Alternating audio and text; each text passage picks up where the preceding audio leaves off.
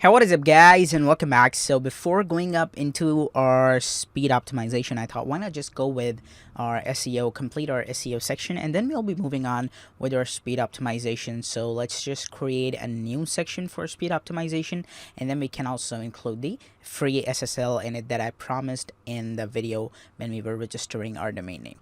Okay, so let's get started. First of all, you can see that we are totally done with our general settings. Okay, or at the dashboard, you can see we have our general settings here, our features here that you have to make sure that everything is enabled. We have our company info that we have already added.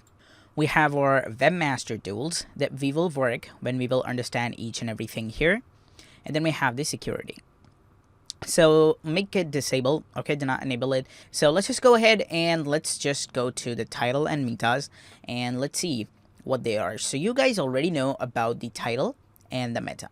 Okay, now if I just come here and I just view my website, then you can see how it is looking. Home, how to create a WP site, and this is right here. So you can select anything we have already chosen from the dashboard. Okay, so then we come here and we have the home page, so we can change the home page and the front page title.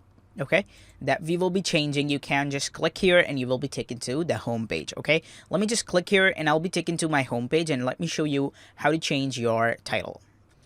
So now here you can see this is my title that is coming. It says home and then separator, and then it has the how to create a WP site. So it is like this, and you can change it if you want to. Okay, you can just click here and it's going to be right here. You can see this is right here, the title, the separator, and then we have the site. So it is exactly like this. If you want to change it, you can change it, and I would highly recommend you to change your this site title to the keyword. Okay, make sure that your keyword is coming here. Your main keyword like WP site is coming here. It can be like create a WP site, and then you can be like home, and just you can add a tagline of your company as well. So that would be great instead of this home coming right here. Okay, so you can change it. You can also add the slug here, the meta description, which I have already told you. So I don't think so if I have to explain you this already again. Okay, so you can see how we can change everything from here. Now let's go back to our title and metas, and let's go to post type. So in the post type, you can see that it's going to be like a default one. Okay, this is gonna just work with this template. Okay, the title is gonna be coming here, the page is gonna come, and then the separator and the site name. Let me show you on a live example. If I just open this up, okay, and then I open up any of the posts. Let's suppose that this is the post. Okay, I just open it up and I just hit edit, and I just go down, and now here you will see that this is title, page, separator, and the site name. So it is title. Page is not coming here. I'm sorry, guys. The separator is right here. You can see this is the separator, and then we have the site name right here. So it is how to create a WP site. So this is how it's gonna work. It's gonna give you a default template. Okay, and then in here you can also get the meta box here that you can, but I would highly recommend you to keep this empty, so that you can basically enter a meta tag yourself and keep a habit of adding meta description to your every page, because this is so much necessary. Same like this, we have the page right here, and it's gonna just grab it for every page. We have the media. So media is like the image that you have. So if you have any of the image, it's gonna create a separate page for that image. If I just open it up, okay, and then I just open this image, okay, and then I just go to view attachment page. So this is my attachment page. This is the title, WordPress website 2018. This is the title of the image, okay, and then it says how to create a WP site. I also have the description of this image. Okay, so this is how it is, and it is following the exact theme here. So do not mess with it, okay, because this is not necessary to just change anything here. I'm just telling you that how the default template is going to be appearing. Okay, you can change it. Okay, you can change it from here. You can just add anything here, and you can see this is being changed here, but we're not going to change it. We're going to use the default one. Okay, so let's come here and let's go to our taxonomies. Taxonomies means category, and the tags. So you guys already know about the category and the tags. So this is gonna follow the categories template, and this is gonna follow the tags template. Okay, so this is, I'm just giving you a basic introduction of them, that how it's gonna look. Okay, and I would not recommend you to just change anything from here unless you want to. Okay, so you can see if I just go to categories right now, and then I just open up this uncategorized. Okay, then you can see that this uncategorized has also this uncategorized archives. Okay, so you can change it if you want to, and you can change it. If you can change it, then why you have to just assign anything to the category section from there? Okay, from the taxonomy. So then we have the archives.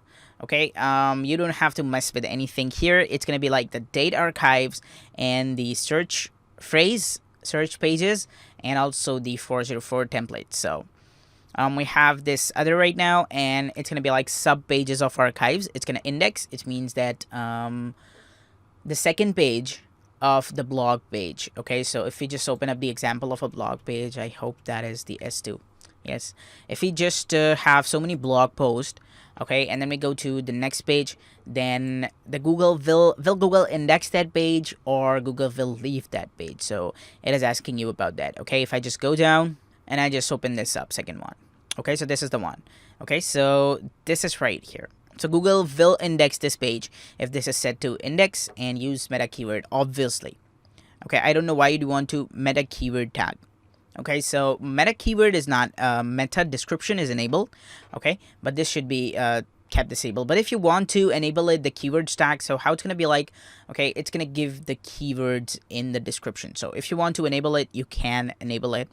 Okay, but let's just keep it disabled. Okay, so it doesn't matter if you just enable it or disable it. It totally depends upon you.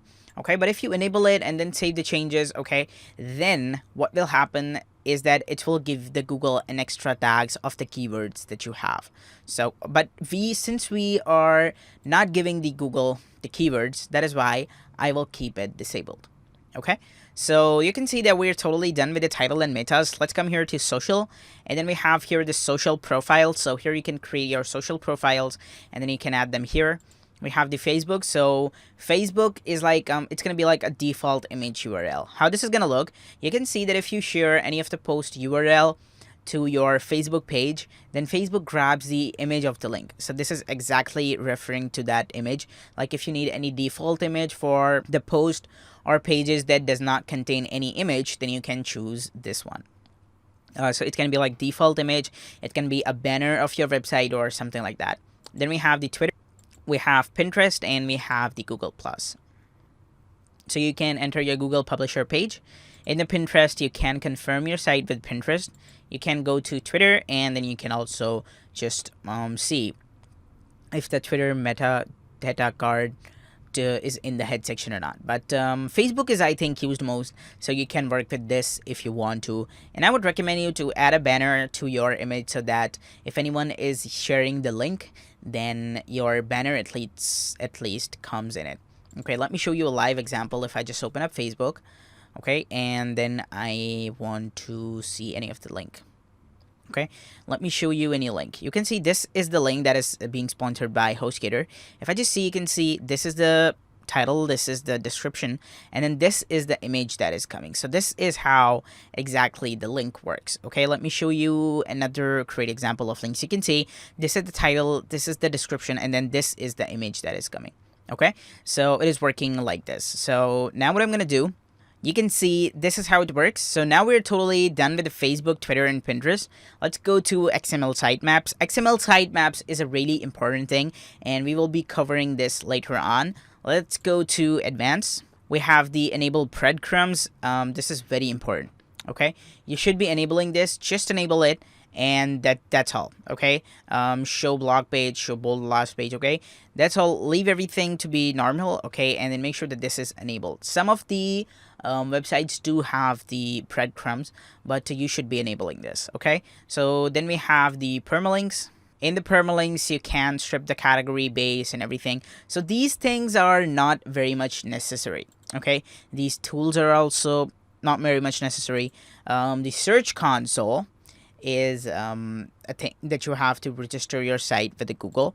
Okay, so I'll show you that in the next video. And then we have the premium. So these were the settings that were just the normal settings. I gave you a basic introduction of how it works.